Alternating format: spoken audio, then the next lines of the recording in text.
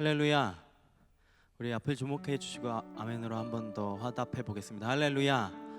아멘. 오늘도 예배를 시작하기 전에 두 가지를 당부드리고 시작하려고 합니다. 첫 번째는요, 쓰고 계신 마스크 매주 말씀드리고 있지만 마스크는 꼭 예배당을 벗어나기 전까지는 벗지 않는 걸로 하겠습니다. 그리고 두 번째는요, 축도가 마치고 난 이후에 사회 목사님의 안내에 따라서 이제 퇴장하게 되실 건데요, 안내위원들이 일어나라고 신호를 드리기 전까지는 앉아 계시면 되겠습니다.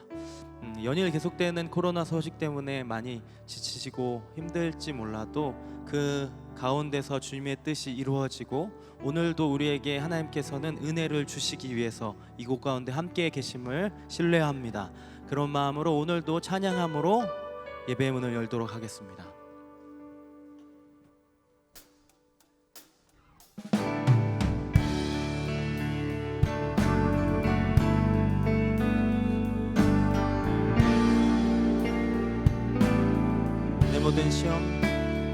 내 모든 시험 무거운 짐을 주 예수 앞에 아뢰이며 그 짐에 쌓인 날 돌아보사 내 근심 모두 맡으시네.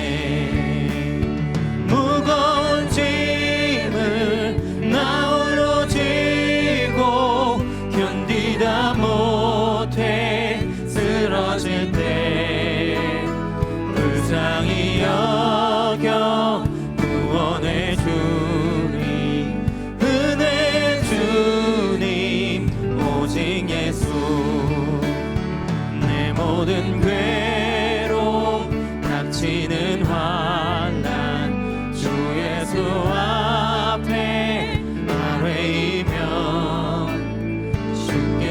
친히 날 구해 주사 넓으신 사랑 베푸시네. 무거운 짐을 나 홀로 지고 견디다 못해 쓰러질 때 불쌍히 여겨 구원해 주리 은혜 주님 오직 예수. 내 짐이 점점 무거워질 때 주 예수 앞에 아뢰이며 주께서 친히 날 구해 주사 내 대신 짐을 져주시네. 무거운 짐을 나 홀로 지고 견디다 못해 쓰러질 때 불쌍히 여겨 구원해 주리 은혜 주님 오직 예수. 마음의 시험 무서운 죄를 주 예수 앞에 아뢰이며 예수는 나의 능력이 되사 세상을 이길 힘 주시네. 무거운 짐을 나 홀로 지고 견디다 못해 쓰러질 때 불쌍히 여겨 구원해 주리 은혜 주님 오직. 무거운 짐을 나 홀로 지고 무거운 짐을 나 홀로 지고 견디다 못해 쓰러질 때 불쌍히 여겨 구원해 주리 은혜 주님. 우리 3절부터 다시 한번 고백합니다. 내 짐이 점점 무거워질 때 주 예수 앞에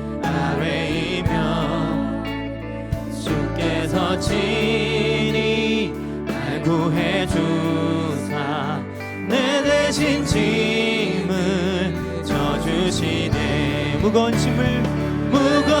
짐을 나 홀로 지고 견디다 못해 쓰러질 때 불쌍히 여겨 구원해 주니 은혜의 주님. 4절입니다. 마음에 쉬어 무서운 죄를 주 예수 앞에 아뢰이면 예수는 나의 능력이 되사 세상을 이길 힘 주시네. 무거운 짐을 나 홀로 지고 견디다 못해 쓰러질 때 불쌍히 여겨 구원해 주리 은혜의 주님. 오직 예수. 무거운 짐을 나 홀로 지고 견디다 못해 쓰러질 때 불쌍히 여겨 구원해 주리 은혜의 주님. 한 번 더 고백합니다. 무거운 짐을 나 홀로 지고 견디다 못해 쓰러질 때 불쌍히 여겨 구원해 주리 은혜의 주님. 오직 예수.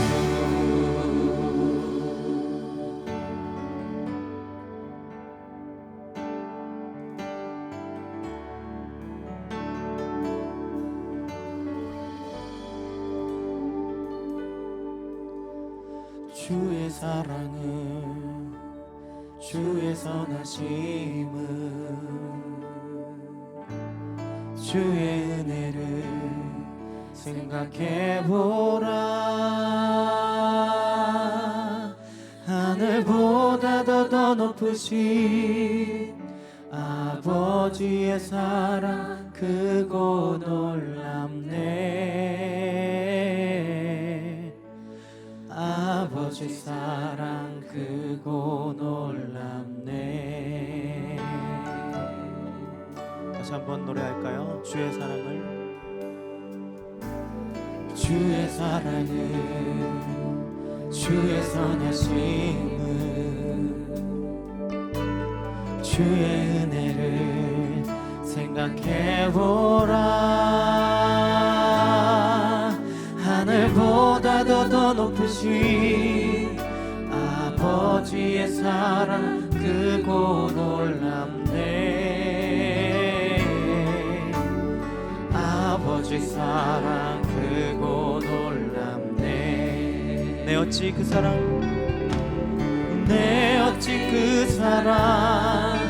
잊으리. 내 어찌 주의 긍휼 잊으리. 내 영혼의 모든 소원 만족시킨 하나님. 주의 사랑은 주의 선하심은 주의 은혜를 생각해보라. 하늘보다도 더 높으신 아버지의 사랑 크고 놀랍네. 아버지 사랑 크고 놀랍네. 다시 한번 고백하시죠. 주의 사랑을 주의 선하심을 주의 은혜를 생각해보라. 하늘보다도 더 높으신 아버지의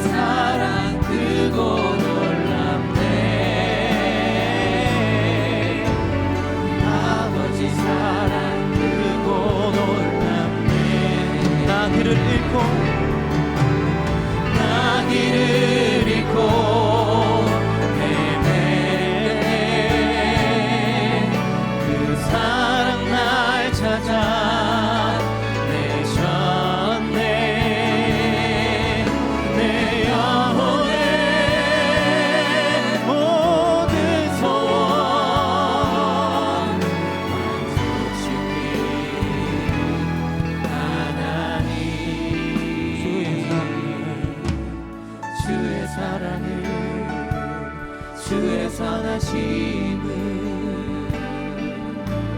주의 은혜를 생각해보라. 하늘보다 더 높으신 아버지의 사랑 크고 놀랍네. 아버지 사랑 크고 놀랍네. 내 어찌 그 사랑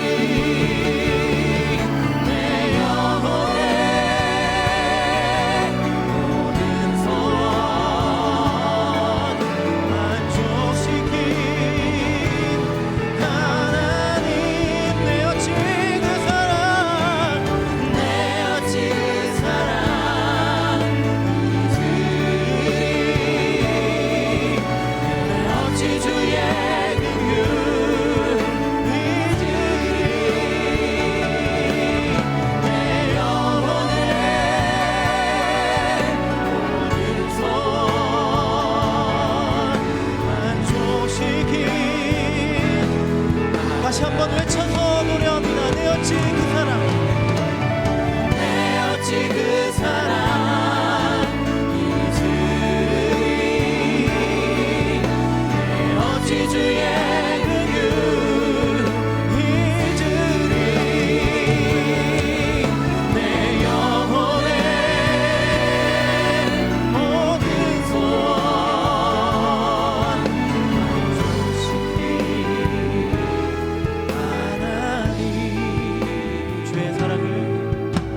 주의 사랑을 주의 선하심을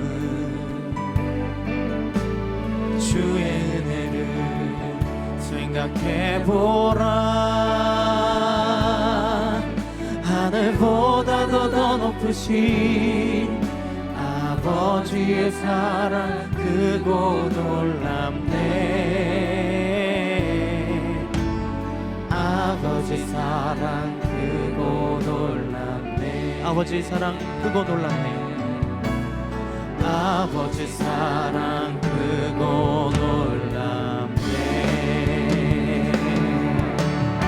우리 자리에서 일어나셔서 주님 앞에 손을 높이 드시고 우리 아버지 되신 하나님을 찬양하며 나아갑니다. 찬양하라 내 영혼아, 찬양하라 내 영혼아, 찬양하라 내 영혼아. 내 속에 있는 것들아 다 찬양하라. 감사하라 내 영혼아, 감사하라 내 영혼아. 내 속에 있는 것들아 다 감사하라. 경배하라 내 영혼아, 경배하라 내 영혼아. 내 속에 있는 것들아 다 경배하라. 하나님은 영이시니 예배하는 자가 영과 진리로 예배할지니라. 아멘. 다 함께 사도신경으로 우리의 신앙을 고백하시겠습니다. 전능하사 천지를 만드신 하나님 아버지를 내가 믿사오며 그 외아들 우리 주 예수 그리스도를 믿사오니 이는 성령으로 잉태하사 동정녀 마리아에게 나시고 본디오 빌라도에게 고난을 받으사 십자가에 못 박혀 죽으시고 장사한 지 사흘 만에 죽은 자 가운데서 다시 살아나시며 하늘에 오르사 전능하신 하나님 우편에 앉아 계시다가 저리로서 산자와 죽은 자를 심판하러 오시리라. 성령을 믿사오며 거룩한 공회와 성도가 서로 교통하는 것과 죄를 사하여 주시는 것과 몸이 다시 사는 것과 영원히 사는 것을 믿사옵나이다. 아멘. 다 함께 자리에 앉으셔서 찬양하시겠습니다. 주님께 의지를 맡겨드리면서 함께 박수하면서 찬양합니다.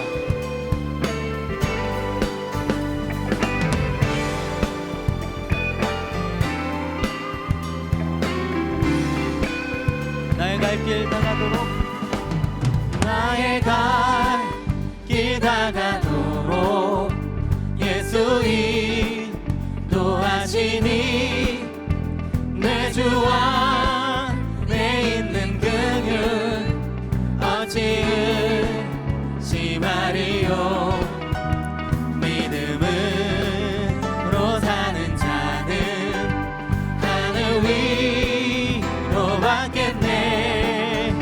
무슨 일을 만나든지 만사 형통하리라.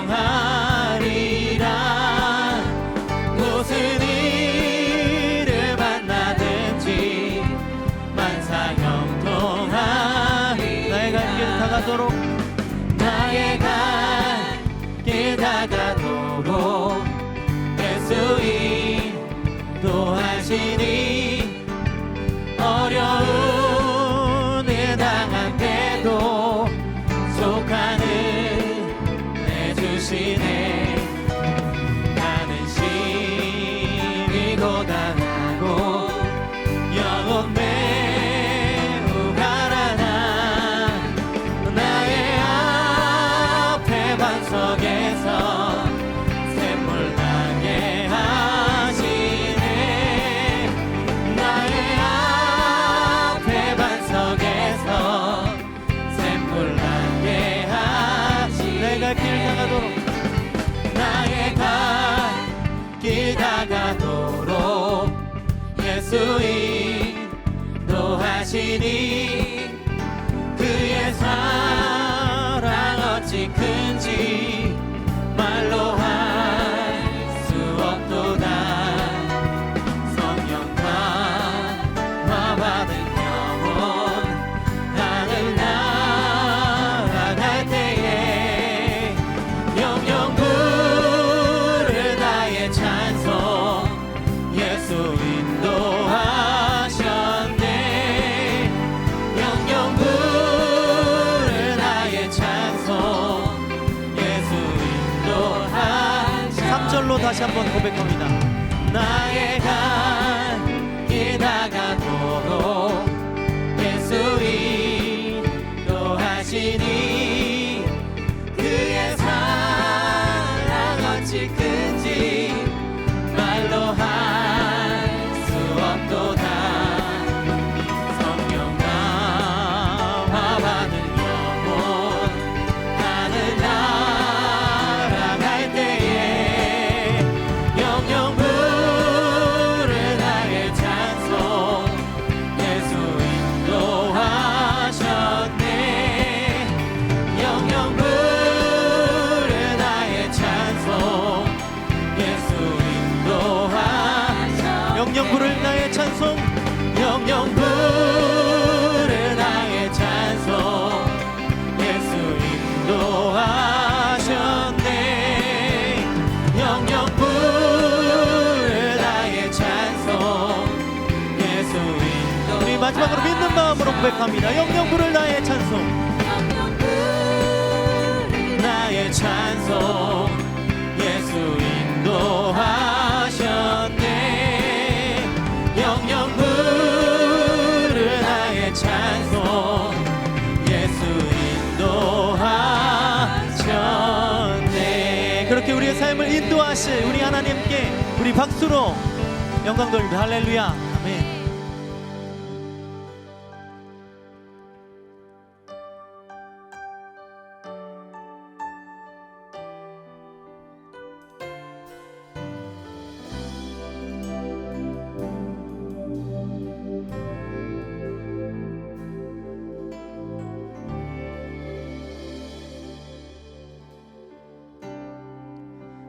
모든 상황 속에서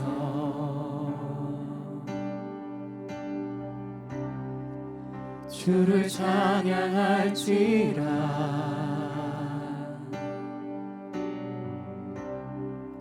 주는 나의 큰 상급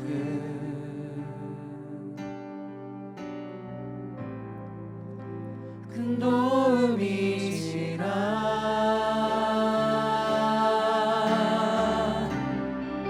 주의 얼굴 구할 때 주의 영을 구사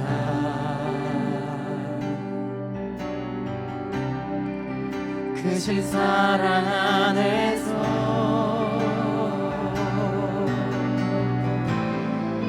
주를 보게 하소서.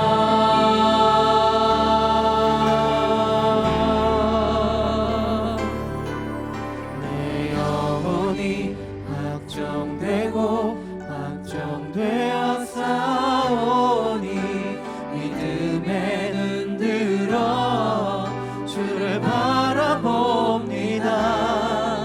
내 영혼이 확정되고 확정되어 싸우니 믿음에 눈 들어 주를 바라봅니다. 우리 다시 처음부터 고백하겠습니다. 모든 상황 속에서 모든 상황 속에서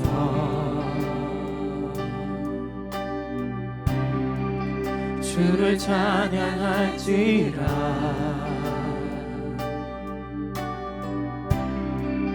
주는 나의 큰 상급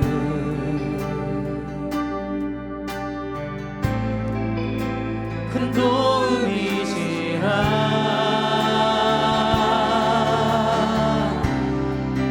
주의 얼굴 구할 때 주의 영을 구사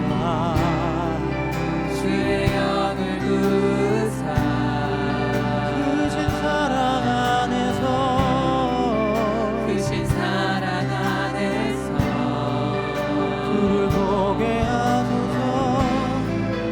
주를 보게 하소서.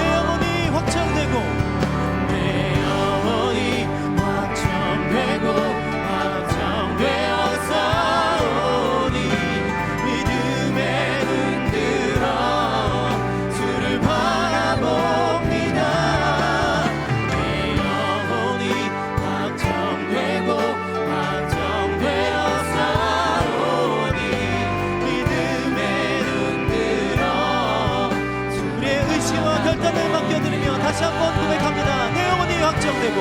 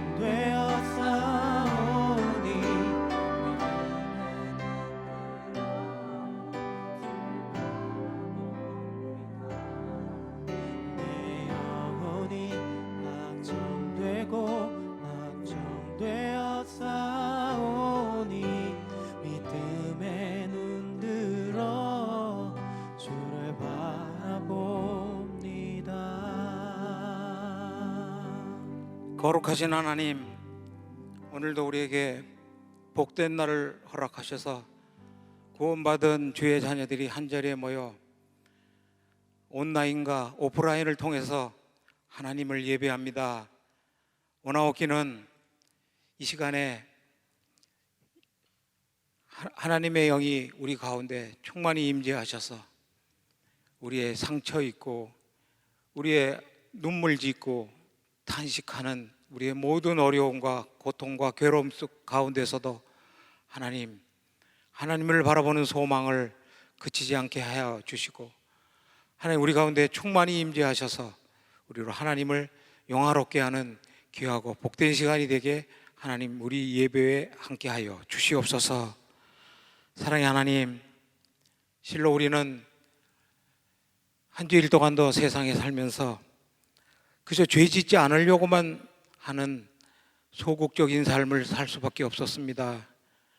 전능하신 하나님, 우리가 죄 짓지 않으려고 발버둥 치기만 하는 삶이 아니라 우리의 삶은 온전히 하나님의 일에 쓰여지고 하나님의 영광을 드러나는 그 존재로 우리가 세워졌음을 믿습니다.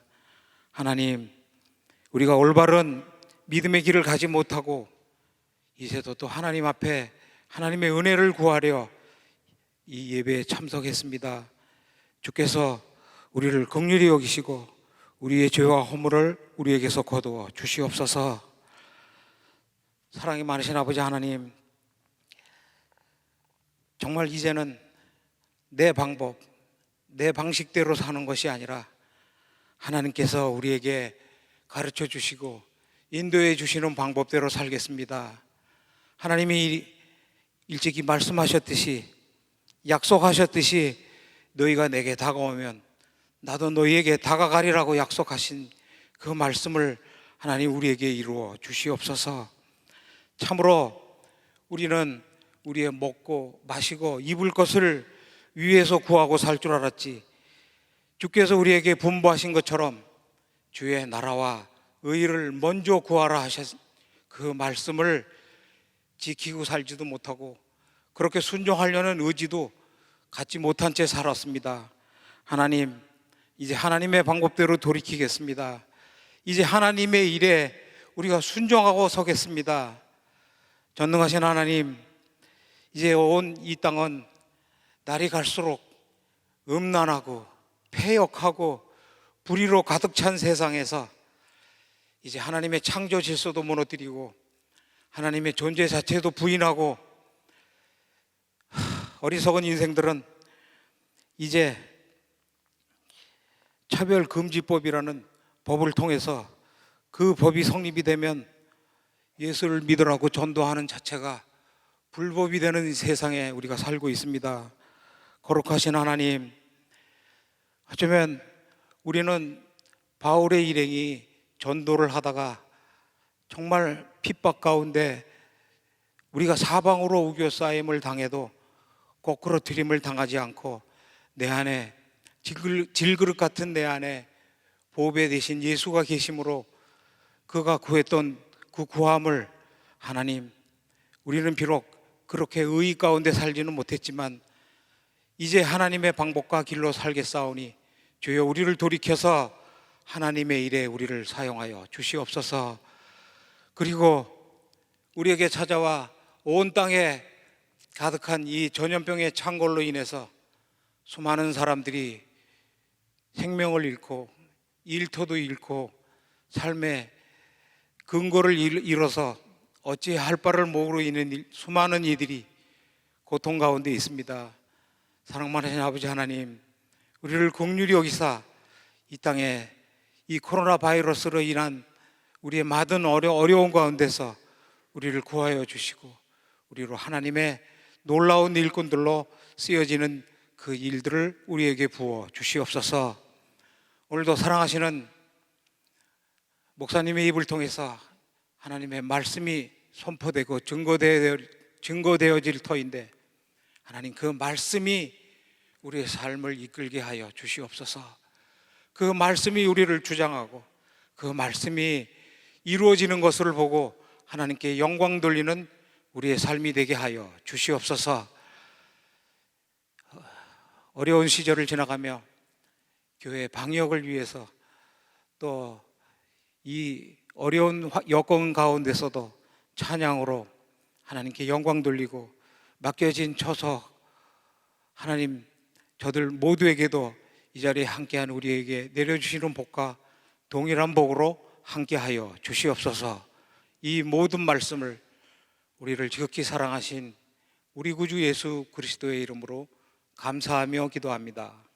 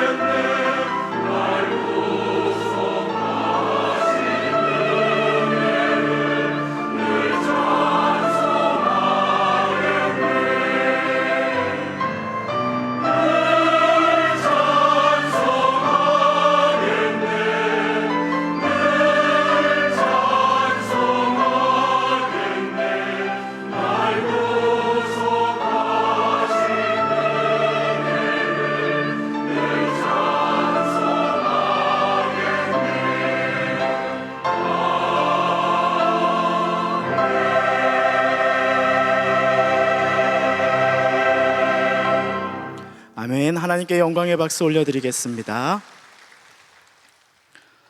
오늘 우리에게 주시는 하나님 말씀은 사도행전 21장 10절부터 14절까지의 말씀입니다.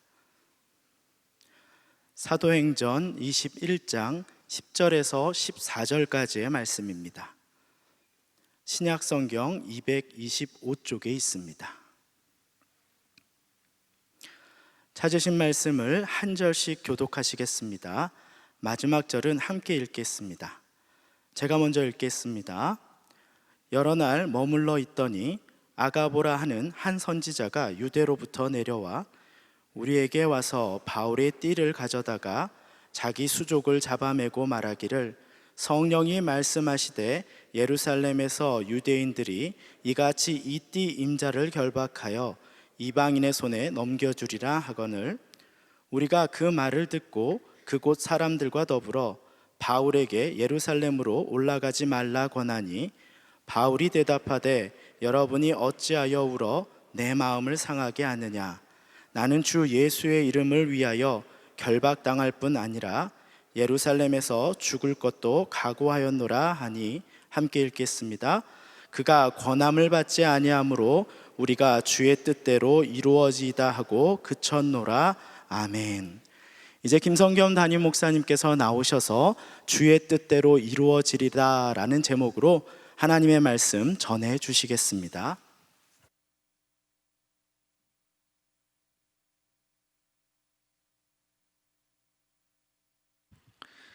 7월 5일 주일 예배 함께 하고 있는 모든 성도님들 주님의 이름으로 환영하고 축복합니다.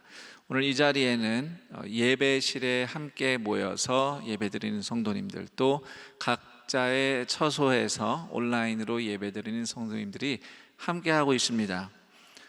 또 이 시간에 제가 앞에서 보니 자녀들과 함께 예배를 드리는 부모님들도 간혹 계십니다. 사실 이렇게 어린이, 특히 이제 유아 같은 어린이와 함께 예배드리고 있는 부모님들을 보면 이렇게 잠옷실을 열어서 거기서 예배드릴 수 있도록 하면 좋겠는데, 물론 이제 사람이 없으면 뭐 잠옷실에서 드리는 경우도 있는데요. 때때로는 우리가 이렇게 통제하는 경우도 있습니다. 잠옷실에서 드릴 수 있든, 또는 그것이 좀 밀폐된 공간이어서 혹시 위험해서 예배실에서 예배당에서 같이 예배를 드리든지 편안한 마음으로 함께 하셨으면 좋겠어요. 특히 예배당 안에서 뭐 어린이들이 말도 하고 소리도 내고 뭐 울기도 합니다. 그런 거 괜찮습니다. 중요한 것은 우리가 이 자리에 함께 하고 있다는 것. 그래서 서로 또 그렇게 아이들, 어린이들 볼 때마다 함께 예배드리고 있구나, 또 그 부모들의 애씀과 수고를 또 알아주고 배려하면서 축복하는 가운데 함께 예배 드렸으면 좋겠습니다. 자, 오늘은 맥주 감사 주일입니다. 이 맥주 감사 주일은 한국 교회의 절기예요. 한국의 보리 추수에 맞춰서 1년에 딱 절반 되는 시점에 함께 하나님께 감사하는 주일입니다. 상반기 동안 하나님이 베풀어 주신 은혜를 감사하고 또 하반기를 소망으로 바라보는 주일이죠. 2020년도 상반기는 온통 코로나19로 도배된 시간이었다고 생각합니다. 그럼에도 그런 가운데 우리를 여기까지 이끌어 주신 하나님께 우리는 모두 감사합니다. 그렇지만 한편으론 몇 개월 지나가면 끝나겠지 하는 상황이 언제까지 진행될지 우리는 지금 알 수 없습니다. 앞으로 어떻게 될지, 또 무엇을 해야 될지 몰라서 걱정하는 분들 많을 겁니다. 특히 교회는 앞으로 무엇을 어떻게 할 것인가 질문들이 성도님들 사이에서 많이 있을 걸로 생각이 됩니다. 그런데 앞으로 동산교회가 무슨 계획이 있는가 하는 질문보다 더 중요한 질문이 있습니다. 우리는 오늘 가정과 일터, 일상에서 예수님을 따르는 제자인가라는 질문입니다. 이 질문이 그 어느 때보다 올해 상반기를 통과하면서 아주 무겁게 우리에게 다가왔습니다. 저는 코로나19 때문에 갑자기 교회가 어려워졌다거나 또는 신앙생활을 하기 힘들어졌다고 생각하지 않습니다. 코로나19 덕분에 원래 우리 수준이 이 정도라는 것이 드러났을 뿐입니다. 이것도 하나님이 하신 일이에요. 어떤 계획이 필요한가? 어떤 해법이 있는가? 앞으로 무엇을 할 것인가와 같은 질문들, 분명히 중요한 질문이지만 그 질문에만 눌려서 걱정하기보다는 지금 이곳에서 나는 예배자인가? 라는 질문을 놓치지 않고 우리가 어디에 있든 누구와 함께 있든 무엇을 하든 예수님을 따르는 오늘을 놓치지 않는 동산의 가족들이 되기를 축원합니다. 오늘 우리가 사도행전 21장 이야기를 함께 듣게 됩니다. 사도행전 21장에서 에베소 성도들과 작별한 바울이 예루살렘을 향해서 나아가는 여정을 만나게 됩니다. 먼저 바울과 선교팀은 드디어 두로라고 하는 곳에 도착합니다. 두로는 오늘날의 레바논에 있는 도시죠. 티레라고 발음하기도 하는데, 두로는 물론 이스라엘은 아닙니다만 이제 곧 이스라엘로 들어간다라고 말할 수 있는 장소가 되겠습니다. 바울 일행은 두로에 가서 그곳에 살고 있는 그리스도인들과 함께 만나서 일주일 동안 시간을 보냈다고 합니다. 그런데 사도행전 21장 4절에 보면 그곳 제자들이 성령님의 감동으로 예루살렘에 가지 말라고 바울을 말리는 장면이 나옵니다. 자, 바울은 성령의 인도하심대로 예루살렘으로 가고 있는데, 사도행전 20장 22절 말씀대로. 그런데 또 여기서는 두로의 그리스도인들이 성령의 감동을 받아서 바울을 말리고 있습니다. 모순처럼 보이죠? 그렇지만 모순은 아닙니다. 저나 여러분이나 은혜는 같은 하나님께 받아요. 그런데 받은 은혜를 해석하고 적용하는 것은 사람의 몫이다 보니 서로 다를 수가 있는 겁니다. 두로의 그리스도인들이 성령의 감동을 받았다는 것은 이런 의미가 됩니다. 바울이 예루살렘에 가면 고난받을 것이라는 것을 제대로 예견했다는 뜻이죠. 이건 바울도 알고 있는 겁니다. 바울도 자기가 고난받을 거 알아요. 자, 그런데 두로의 제자들은 위험하니까 가면 안 된다고 적용했고요, 바울은 위험하니까 각오하고 간다고 적용을 한 겁니다. 이런 같은 일이 10절에도 기록이 되어 있습니다. 오늘 우리가 읽은 말씀인데, 바울이 두로를 떠나서 가이사랴에 도착합니다. 가이사랴에 지내는 동안 아가보라고 하는 선지자가 앞으로 바울에게 어떤 고난이 닥칠지 예언을 해 주었어요.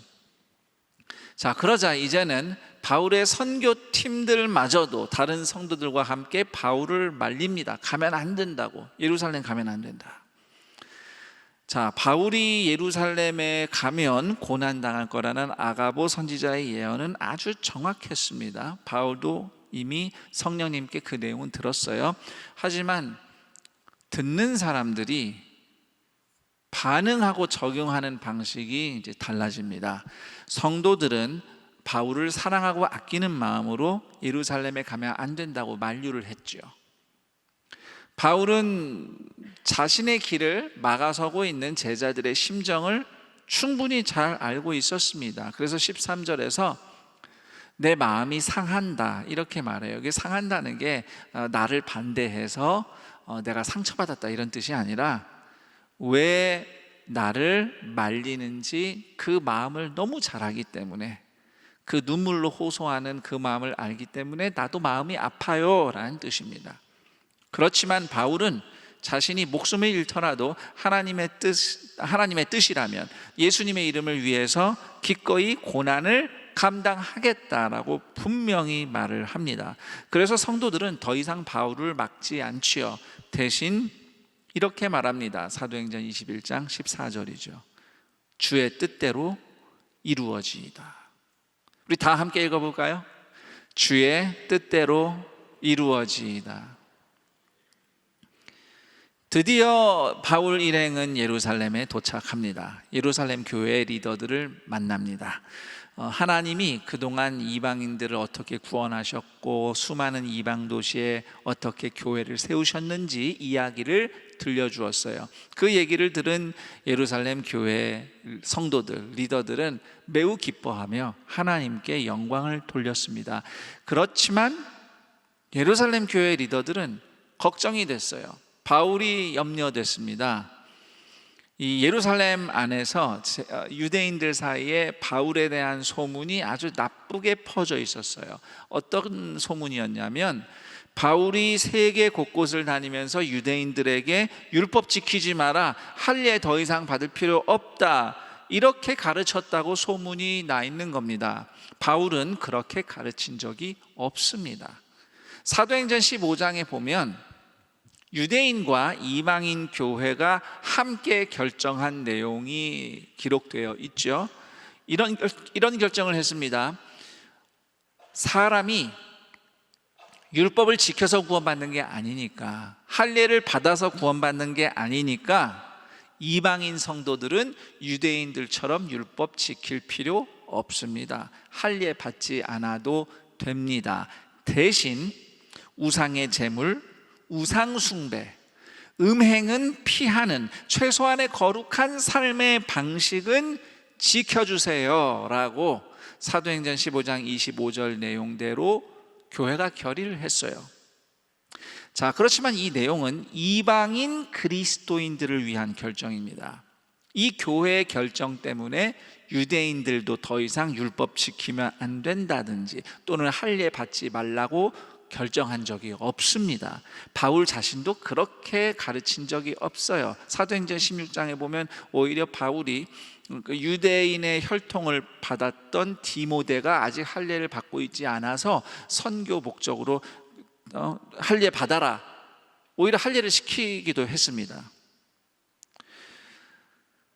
그런데 유대인들 사이에서는 이제 바울이 유대인들에게 할례를 못 받게 한다, 율법을 지키지 못하게 그렇게 말했다, 잘못 소문이 난 거죠. 그래서 예루살렘 교회 제자들은 그게 걱정이 돼서 바울에 대해서 소문이 이렇게 나쁘게 퍼졌는데 분명히 바울이 무슨 봉변을 당할지도 모르겠다 걱정이 되어서 권유를 합니다. 제안을 하는데 23절 24절 내용을 보면 지금 우리 그리스도인 성도 가운데 유대인으로서 서원 기간이 끝나서 성전에 올라가서 율법에 따라 정결 예식을 하려는 형제들이 있습니다. 그 정결 예식 비용을 형제들을 위해서 바울 선생이 대신 지불해 주시고 또 바울 선생도 이참에 성결 예식을 하면 좋겠습니다. 이렇게 권유를 해요. 서원 기간과 정결 예식을 좀 설명드리자면, 유대인들이 서원을 한다 하면은 우리는 보통 이렇게 작정 기도하는 걸 서원한다고 생각해요. 맞습니다. 그것도 맞는데 일반적으로 서원 기도한다 하면은 기간을 정해놓고 마치 우리식으로 하면 내가 일주일 동안 한 끼 금식할 거야, 아니면 어디 금식 기도원 가서 일주일 한 달 금식 기도하다 오겠다, 이게 작정하고 기도하는 거 있잖아요. 이런 거에 좀 더 가깝습니다. 개인적으로 하기도 하고요. 또 제가 어느 달인지 기억이 가물가물한데 오늘날에도 유대인들이 꼭 6월절, 오순절 이렇게 큰 절기 아니라도 중간에 별 절기가 다 있어요. 그런데 어느 특정한 기간 동안 이렇게 기도하느라고 금욕도 좀 하고 목욕도 안 하고 머리털 깎지 않고 기도하면서 지내는 그런 기간들이 있더라고요. 이제 그런 겁니다. 그렇게 기도를 해요. 씻지 않고 머리도 계속 기르고 특별한 음식들을 좀 피하고, 그러다 그 기간이 끝나면 이제 머리 커트하고 깨끗이 씻고 성전에 올라가서 희생 제물 예물 드리면서 정결 예식을 치르면 원래대로 이제 정결한 유대인의 상태, 일상으로 돌아가게 되는 겁니다. 그거를 이제 하겠다는 거죠.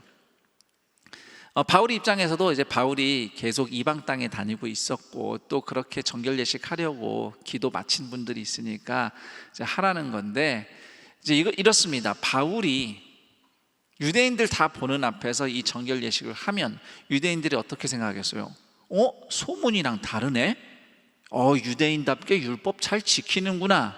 오해가 풀릴 거 아니겠습니까? 오해가 풀리면 바울이 곤란한 일을 겪지 않겠구나 라고 예루살렘 교회 리더들이 생각을 한 것 같습니다.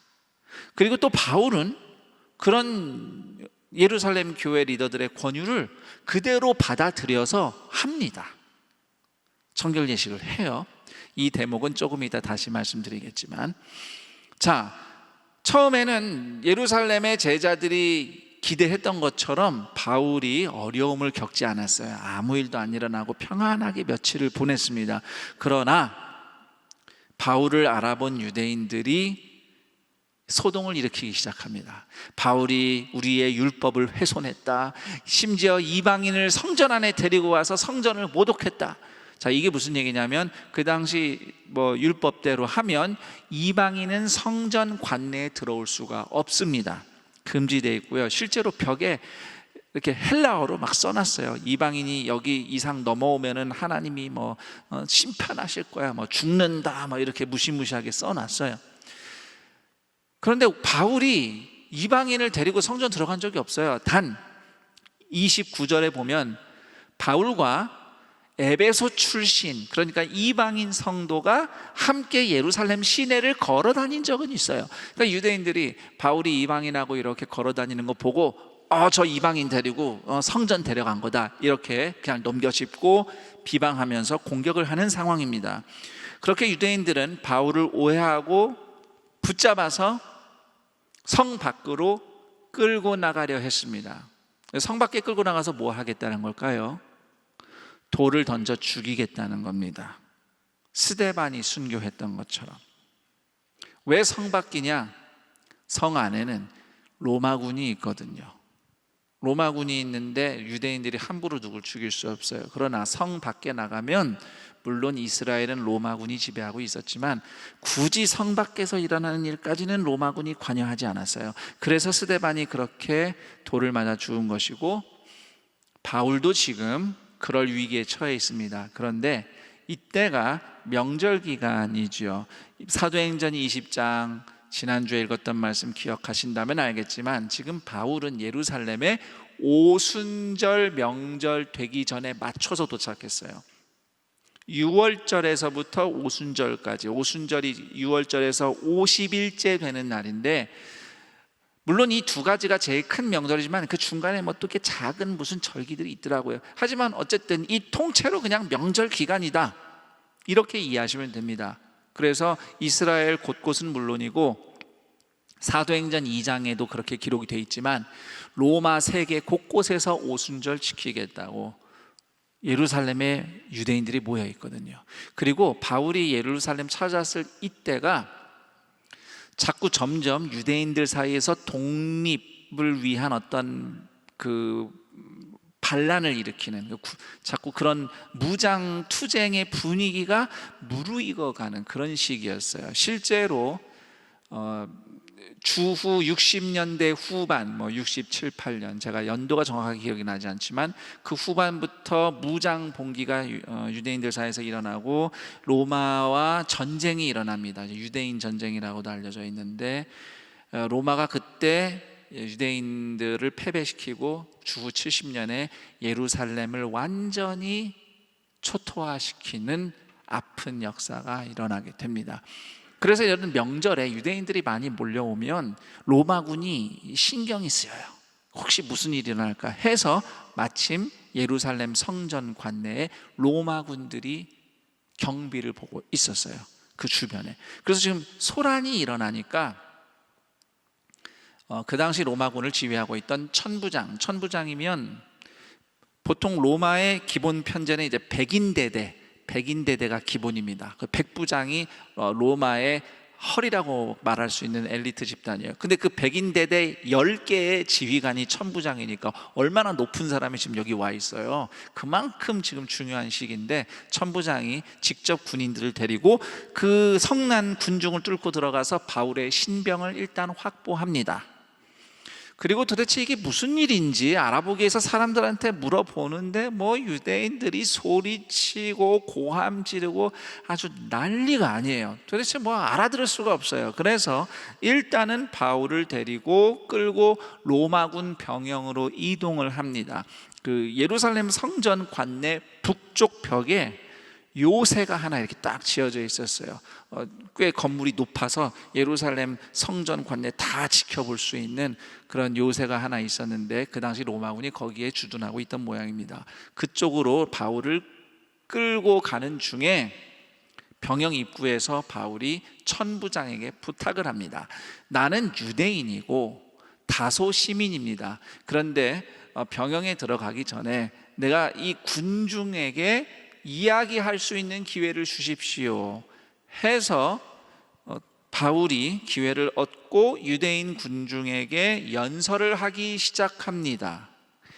여기까지가 사도행전 21장의 내용이 되겠습니다.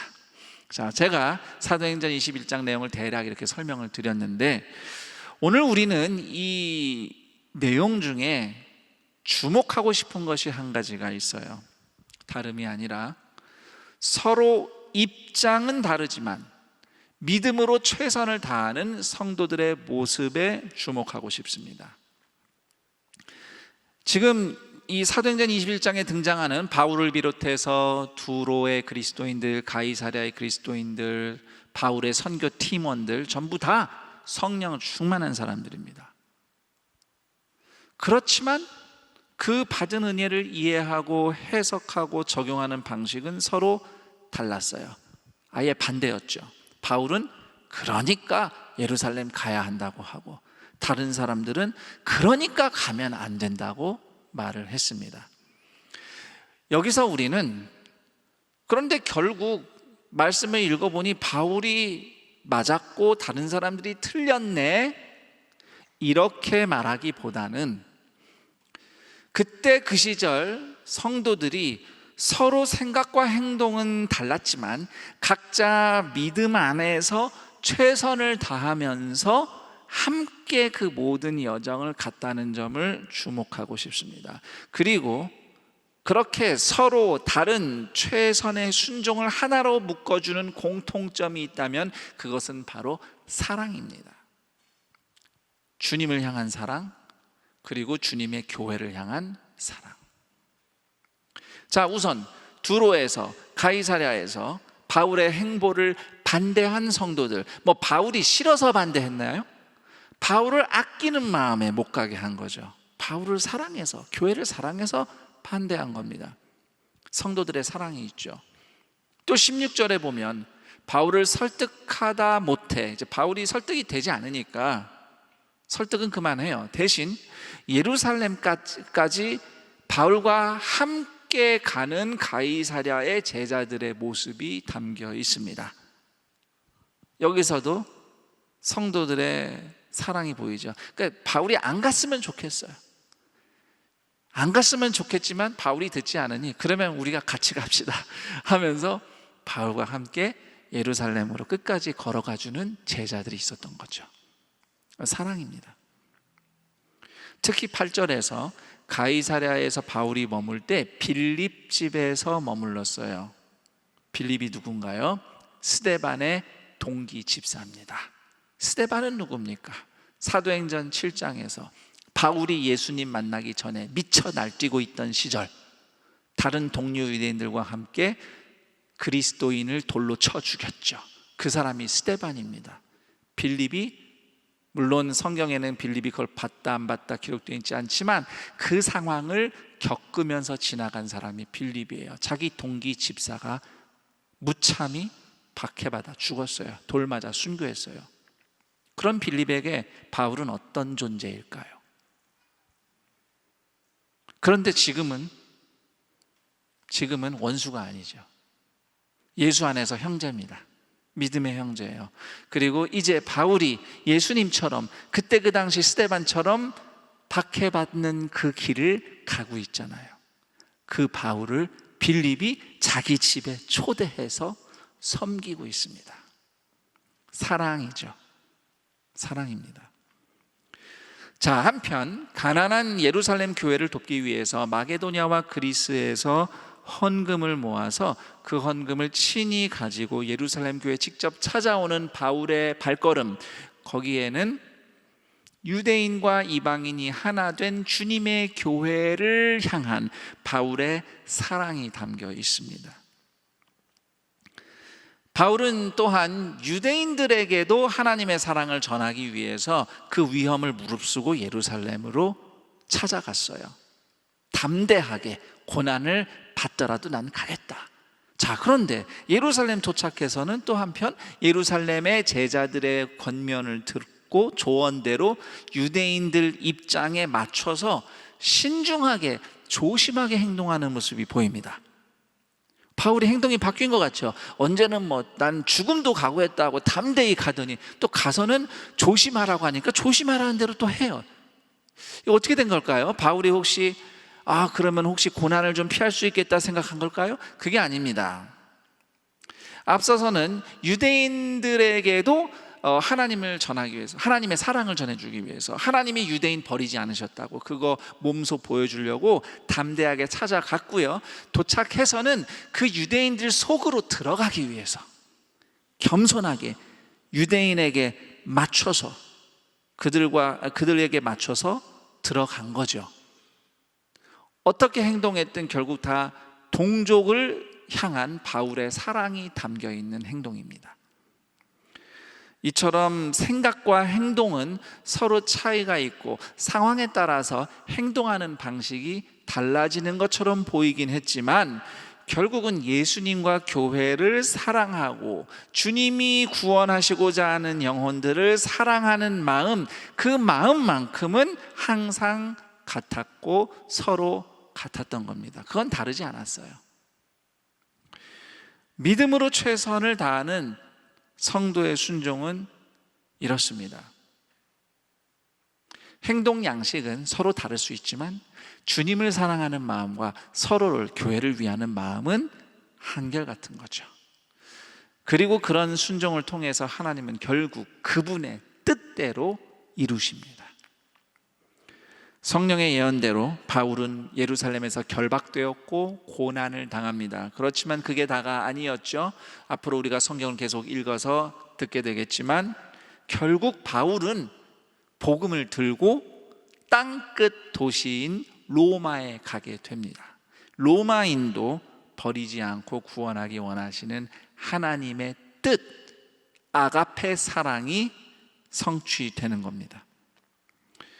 그러므로 성도의 최선은 무엇이 되었든 사랑의 길로 나아가는 순종이어야 합니다. 왜냐하면 하나님이 이루시려는 최고의 뜻은 사람을 구원하고 회복시키고 변화시키는 아가페 사랑이기 때문입니다. 최근 일부 성도들을 대상으로 설문조사를 한 적이 있어요. 코로나19 상황에서 예배 생활 그리고 셀 모임, 수요기도의 참여 등에 대해서 오프라인, 그러니까 현장에서 직접 참여하는 성도님들 그리고 온라인으로 참여하는 분들 모두의 이야기를 들어볼 수 있었습니다. 우선 안전수칙을 잘 지키고 있는, 그것이 잘 지켜지는 교회 건물에서 현장 예배에 참여하고 또 셀 모임에 참여하고 있는 성도님들은 우리가 다 함께 동산교회임을 소중히 여기는 마음으로 힘들고 어렵지만 최선을 다해서 참여하신다는 것을 설문을 통해서 확인할 수 있었습니다. 그리고 동시에 온라인으로 예배 드리며 또 온라인으로 셀 모임 하는 성도님들 중에는 밖에서 직장생활 또는 사회생활을 하면서 사람들을 안 만날 수는 없는데, 그런데 혹시 내가 그런 가운데 교회에 와서 내가 어디서 감염이 돼서 교회 성도들에게 옮기는 일을 하게 되면 교회에 폐를 끼치는 것이 아닌가 하는 염려를 또 표현하신 분들도 적지 않았습니다. 더불어서 일반 기업, 학교, 관공서 등 이렇게 직장에서 아예 직원들에게 지침을 내린 경우들도 있었더라고요. 안전수칙들을 이렇게 지침을 내리면서 직장 생활 또 이게 해야 되는 일들 외에 다른 곳에 좀 가지 마라 뭐 이런 식으로 그때마다 좀 어디가 위험하다, 특히 요즘에 교회를 중심으로 소모임에서 감염되다 보니까 이런 거와 관련된 그 지침이 직장에서 내려오기 때문에 또 이렇게 참여하는 것이 여의치 않고 조심스러운 성도들이 있다는 것을, 적지 않다는 것을 또한 설문을 통해서 알게 됐습니다. 그래서 그런 분들은 그런 상황에서 어쨌든 최선으로 온라인 예배를 드리고 또 셀 모임에 온라인으로 참여하고 계셨던 거예요. 이처럼 코로나19 상황에서 그리스도인으로 살아가는 방식은 서로 이렇게 처한 상황에 따라 달랐습니다. 그렇지만 마음은 같다는 건 알게 됐어요. 예수님을 사랑하고 또 주님의 몸된 교회를 생각하는, 서로를 생각하는 마음만큼은 같구나라는 것을 제가 이 설문을 통해서 확인하게 됐습니다. 그래서 또 하나님께 감사했어요. 그 믿음과 그런 마음으로 우리 동산의 성도님들이 각자 최선을 다하고 계시는구나 이렇게 알게 돼서 그것이 하나님께 감사했습니다. 그래서 저는 동산은 교회 가족들에게 이렇게 권면하고 싶습니다. 우리가 이렇게 각자의 상황에서 최선을 다하는 다양한 모습으로 믿음으로 살아가는 것, 그런 우리 동산의 가족들이 적어도 한 가지만큼은 우리가 같았으면 좋겠어요. 그게 뭐냐면 코로나19라는 이 고난을 바라보는 영적인 시각, 이 영적인 눈만은 같았으면 좋겠습니다. 무슨 일이 일어나도 하나님은 변함없이 일하고 계신다고 믿는 그 믿음의 눈은 우리 동산의 가족이라면 누구나 동일하기를 권면합니다. 대신 우리는 다양한 사람들입니다. 우리 중 한 사람도 똑같지 않습니다. 같은 말씀 들어요. 같은 은혜 경험합니다. 그렇지만 각자 상황에 따라 생각하고 실천하는 방식은 서로 다양할 수 있다는 것을 우리가 인정했으면 합니다.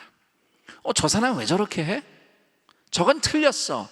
저건 믿음이 좋아, 나빠. 이렇게 쉽게 판단하기보다는 서로의 마음을 좀 먼저 헤아리면 좋겠습니다. 왜 무슨 일이 있는지, 또 그 상황이 어떤 것인지 서로의 생각과 이야기를 좀 잘 들어보면, 물론 이제 완벽하진 않겠지만 그래도 그 와중에 예수님을 따라가고 싶은 마음, 그 따르려는 믿음, 또 교회를, 가족을, 서로를 생각하는 마음을 우리는 확인하고 발견할 수 있을 겁니다. 오늘 여러분이 그리스도인으로서 어떤 말과 행동을 선택하든지 그것이 두려움, 욕심, 게으름, 무정함, 절망의 반작용이 아닌 십자가 사랑의 길이기를 부탁하며 또한 축복합니다. 그런 순종을 통해서 하나님은 우리를 사랑하시고 또 누군가를 구원하고 변화시키시는 그분의 뜻을 반드시 이루실 것입니다. 얼마 전에 교회 학교 어린이 부서 전도사님으로부터 의미 있는 이야기를 들었습니다. 코로나19 때문에 함께 예배하지 못하고 서로 얼굴을 볼 수가 없죠. 특히 우리 어린이 부서는 더욱 그렇습니다. 어릴수록 우리가 보호하기 위해서 조심하고 있는데 같이 얼굴을 볼 수 없으니까 어떡합니까? 그냥 전화하고 문자만 보내는 거죠. 그런 식으로 전화로만 부모 성도들과 또 어린이 성도들을 만나는 거죠. 연락을 주고받는 겁니다. 그거 외에는 방법이 없어요. 자, 그런데 몇 달 그렇게 비대면 대화로 성도들을 섬기는 동안 하나님이 이루신 일이 무엇인가를 되돌아보니 전에보다 지금 비대면 상황에서 어린이들의 부모님들과 전도사님이 오히려 더 깊은, 더 신뢰와 사랑을 경험하는 관계를 지금 누리고 있다는 것을 깨닫게 되었다고 합니다. 저는 여기에 주목했어요. 우리 부모 성도들이 전화상으로라도 그 자녀 문제 말고도 본인이 개인적으로 기도하고 고민하는 그 속마음을 교회 학교 전도사님에게 이렇게 꺼낼 수 있는, 서로 더 신뢰하는 사랑의 교제를 경험한다. 이거 하나님이 하시는 일이구나. 이게 작아 보일지도 모르겠습니다만 이게 절대 작은 일이 아니라고 저는 확신합니다. 지금 이 비대면 상황에서 우리가 달리 뾰족한 방법이 없어서 전화로만 열심히 최선을 다하고 있는데 그 작은 애씀을 통해서 하나님은 사역자와 부모님들 사이에 그 관계 안에 변화를 일으키신 겁니다. 이 작은 일 같지만 내 안에, 상대방 안에 그리고 이 인간관계 안에 일어나는 그 작은 변화는 사람이 일으킨 일이 아니라 성령님이 하신 일이에요. 저는 그렇게 믿습니다. 이처럼 성령이 일으키시는 변화가 일어나는 관계가 하나님의 코이노니아예요. 친하게 잘 지내는 게 코이노니아가 아니고, 물론 친하게 잘 지낼 수 있겠죠. 그렇지만 100번 1000번 아주 자주 매일 만나도 성령이 일으키시는 변화가 일어나지 않는 관계는 코이노니아가 아닙니다. 우리가 기대하는 셀에서의 코이노니아, 하나님, 삼일체 하나님의 코이노니아는 비록 비대면 상황에서 전화 한 통을 하더라도 성령님이 내 마음에 변화를 일으키시고, 상대방의 마음 가운데 하나님의 은혜를 향해 작은 변화를 일으키시고, 그러면서 이 관계 가운데 뭔가 바뀌었구나, 하나님이 뭔가 하셨구나를 경험하게 되는 그런 변화가 일어나는 관계가 바로 코이노니아인 것입니다. 그리고 그 코이노니아가 지금 이 코로나 상황을 넘어서 오늘도 일어나고 있습니다.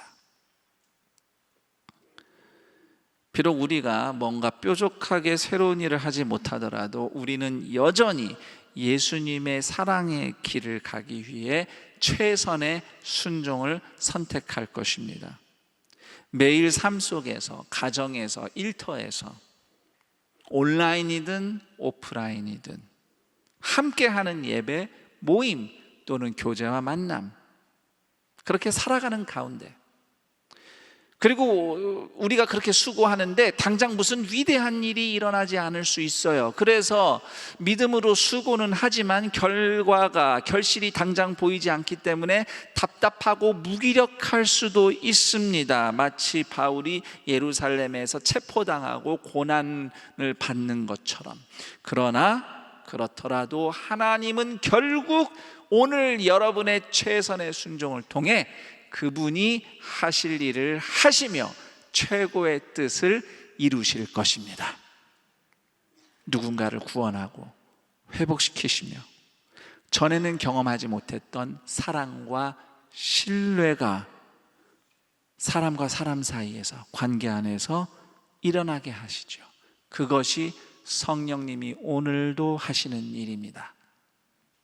그래서 그 역사에, 그 성령님이 하시는 일에 동산의 가족들 여러분 모두를 초대하면서 다음과 같이 2가지 질문을 드리며 이 말씀을 마칠까 합니다. 우선 첫 번째 질문은, 올해 상반기를 돌아볼 때 그럼에도 불구하고 하나님이 이루신 뜻은 무엇인가?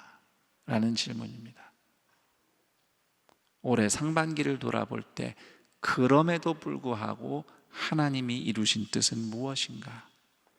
작은 것 하나라도 하나님이 하신 것이다, 내가 너와 함께 있느니라 말씀하시는 주님이 그 시간에 함께 하면서 이 일을 하셨구나 고백하고 감사하는 여러분이 되기를 축복합니다.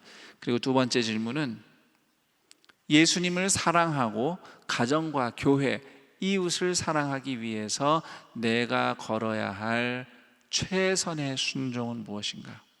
완벽한 순종은 아닐 수 있어요. 내가 다 알아서 이거 하면 돼가 아닐 수도 있어요. 그러나 연약한 내 상황에서 죄를 짓는 것이 아닌 한 예수님을 사랑하고 가족과 교회를 사랑해서 또 이웃과 우리 지역사회와 나라를 사랑하는 마음으로 내가 그리스도인으로서 오늘 순종할 것이 무엇인가 고민했을 때 주님이 무엇인가 여러분에게 결단케 하신다면 그 최선의 순종을 믿음으로 겸손히 해나가는 동산의 가족들이 되기를 축복합니다.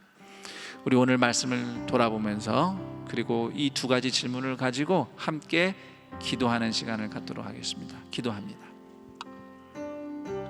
하나님 아버지 감사합니다.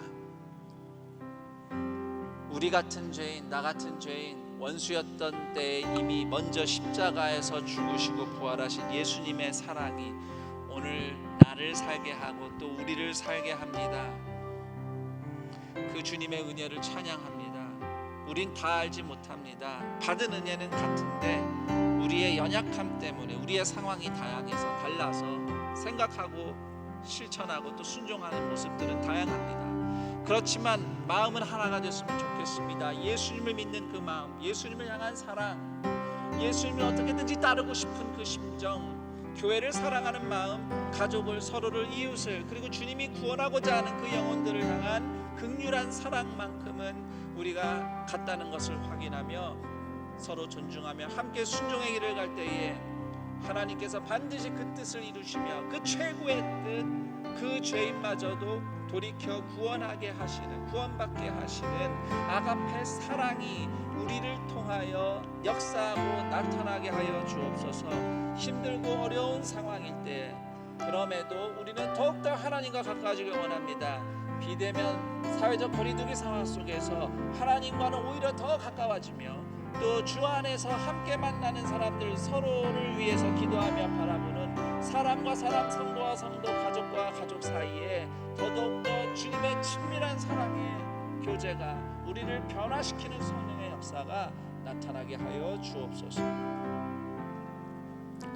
하나님 아버지 감사합니다. 맥주 감사주의를 맞이하여 한 해 상반기를 되돌아보니 그럼에도 불구하고 주님이 이루신 주의 뜻이 있음을 발견하며 주님께 감사 올립니다. 작은 것 하나도 놓치지 않으시고 은혜 주시는 하나님, 이루시는 하나님을 신뢰합니다. 그래서 우리는 오늘 순종하고자 합니다. 다 알아서 순종하는 것은 아닙니다. 그렇지만 우리의 연약함, 우리의 믿음의 한계, 그럼에도 오늘 내가 살아가야 할 삶이 있고 그래서 여기서 그저 믿음으로 최선을 다해 순종하겠노라고 한 걸음 한 걸음 걸어나가는 동산의 가족들의 그 마음을 아시는 하나님, 그 순종의 삶 가운데 그 모든 것을 뛰어넘는 하나님의 뜻, 그 최고의 뜻, 결국 그의 백성을 구원하시며 일으키시며 회복시키며 변화시키시는 하나님의 아가페 사랑이 역사하는 은혜가 이때 넘치게 하여 주옵소서. 그렇게 서로를 돌아보며 주님께 순종하며 주님 앞에 감사의 예물을 드리는 손길들을 또한 주님 앞에 올려드립니다. 맥주 감사 주일 헌금, 또 11조, 각종 감사, 선교 구제 헌금 더불어서 주님 앞에 마음에 작정한 대로 예물을 드립니다. 예배당에 오셔서 예배드리며 드린 손길이 있습니다. 또 온라인으로 예배드리며 온라인으로 예물을 드린 분들 계십니다. 이들을 주님 오늘 기억하시고 힘들고 어려운 이때에 먹이시며 살리시며 인도하시는 하나님의 사랑이, 돌봄이 오늘 그 손길 가운데 부어지게 하여 주옵시고 그 믿음으로 드린 예물들 그리스도의 보혈로 덮어져 주님께 연락되고 주님께서 누군가를 구원하며 회복시키는 역사의 예물들이 아름답게 쓰이게 하여 주옵소서. 감사드리며 우리 주 예수 그리스도의 이름으로 기도드립니다. 아멘.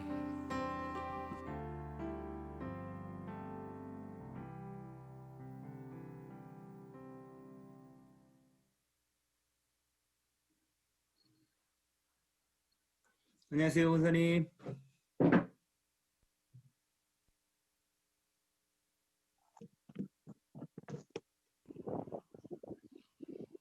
됐다. 반갑습니다. 시작. 네, 마치도록 하겠습니다. 거의 1분 남았어요. 우리 기도 한번 하고 마치도록 하겠습니다. 하나님 아버지 감사합니다. 살아계신 하나님을 찬양하고 우리에게 믿음을 주시고 하나님 아버지 하나님을 온전히 섬기게 하신 그 주님을 찬양합니다. 아버지 좌우로 치우치지 아니하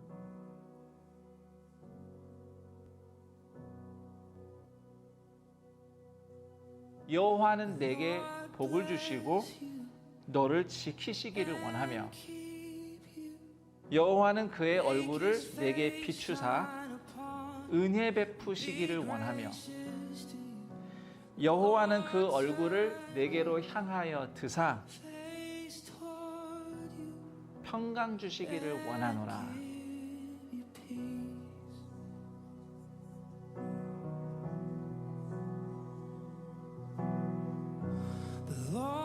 지금 코로나19 상황 때문에 모든 게 비대면이 됐습니다. 현장에서는 나름 안전하게 모든 수칙들을 최대한으로 지키면서 방역을 하면서 예배 드리지만 민감하고 어려울 정도로 현 시국은 녹록지 않다는 것을 우리가 생각해 볼 수 있습니다. 어쩌면 언젠가는 닥쳤을 변화를 조금 더 빨리 경험했다고 볼 수도 있어요.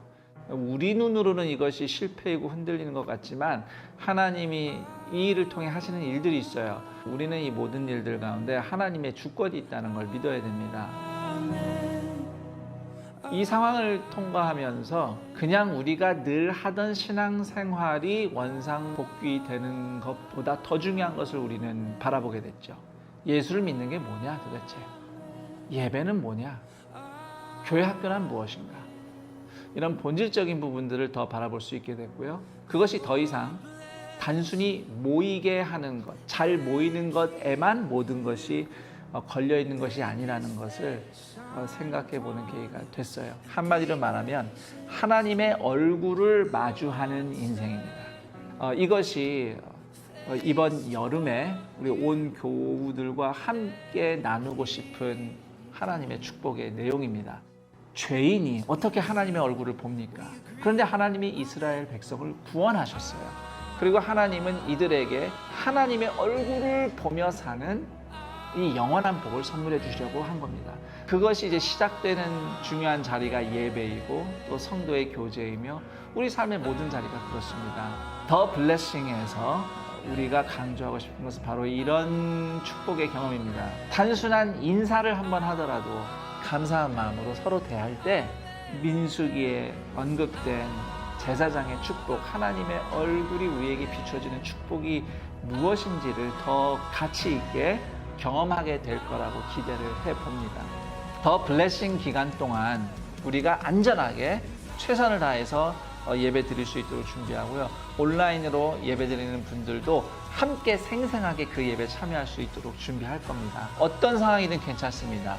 온라인이든 오프라인이든 점점 더 비대면화되고 또 함께 모이는 것이 어려운 시대에 하나님의 얼굴이 우리에게 비추는 그 경험을 우리 공동체에서 사람과 사람이 함께 좀 일어나고 경험되기를 바라는 마음이 있습니다. 더 블레싱, 제사장의 축복, 그 축복이 시작되는 자리, 그 축복을 감사하며 기대하는 자리인 더 블레싱의 안산동산교회 모든 가족들을 초대합니다.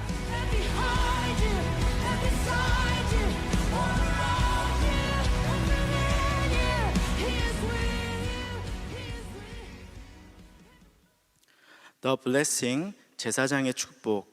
코로나19로 힘든 시간을 보내고 있는 시기에 예배를 통해 가정과 다음 세대와 또 모든 성도들을 축복하는 시간을 갖고자 합니다. 7월 19일 주일 가정을 축복하는 예배를 시작으로 김인중 원로 목사님께서 말씀을 전해 주십니다. 자세한 내용은 주보를 참고하시기 바랍니다. 교회 소식 알려드립니다. 주보 뒤쪽 교회 소식 1면을 참고하시기 바랍니다. 알림 1번 교회학교 현장 예배 안내입니다. 교회학교는 안전한 예배를 위해서 매주 한 층에서 한 부서만 예배하고 팀별로 한 주에 한 부서만 현장에서 예배를 드리며 다른 부서는 가정에서 영상으로 예배를 드립니다. 주보를 통해 날짜와 팀별 예배 장소를 꼭 확인해 주시기 바랍니다. 학교 예배당은 미션홀에서 9시에 취약팀이, 11시 30분에 청소년팀이 예배합니다. 본당에서는 미취약팀과 취약팀이 9시와 11시 30분 두 번 예배드립니다.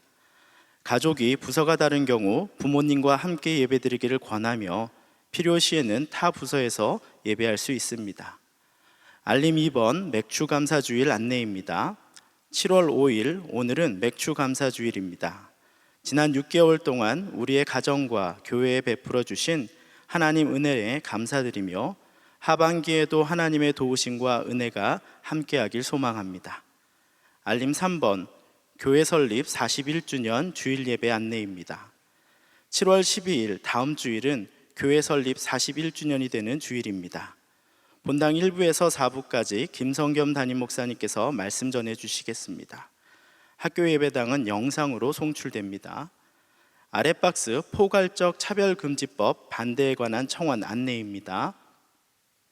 포괄적 차별금지법은 동성애를 조장하여 건강한 가정을 해체하며 사회를 유지하는 기본적인 도덕을 파괴할 뿐 아니라 헌법을 위반하여 신앙과 양심, 학문과 표현의 자유를 명백히 침해합니다. 안산동산교회는 동성애를 법적으로 보호하고 조장하려는 포괄적 차별금지법을 반대합니다.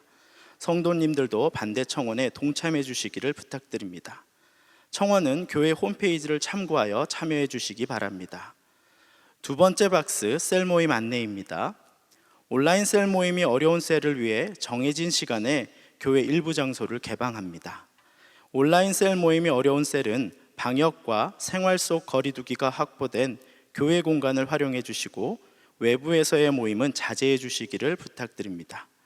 목요일과 금요일 오전 10시부터 12시, 오후 7시부터 10시까지 각 교구 수요 기도회 장소를 개방합니다. 문의 및 신청은 각 교구 교역자에게 해주시고 시간과 방역 수칙을 준수해 주시기를 부탁드립니다. 아울러 셀 모임 후에는 소독을 꼭 해주시고 셀 모임 종료 후에는 반드시 사무처 또는 안내실에 종료 보고를 해주시기 바랍니다. 자세한 내용은 교회 홈페이지를 참고해 주시기 바랍니다. 교회 소식 2면입니다. 알림 1번 본당 지하주차장 출입 통제 안내입니다. 지하주차장 출입구에 배수로 보수공사로 인하여 지하주차장의 출입을 차단합니다. 기간은 7월 13일 월요일부터 15일 수요일까지 3일간입니다. 공사 기간 동안 주변 주차장 이용하여 주시기 바랍니다. 그 외 임명, 알림 모집 등은 주보를 참고해 주시기 바랍니다. 이제 다 함께 일어나셔서 여기에 모인 우리를 찬양하신 후 김성겸 담임 목사님께서 축도해 주시겠습니다.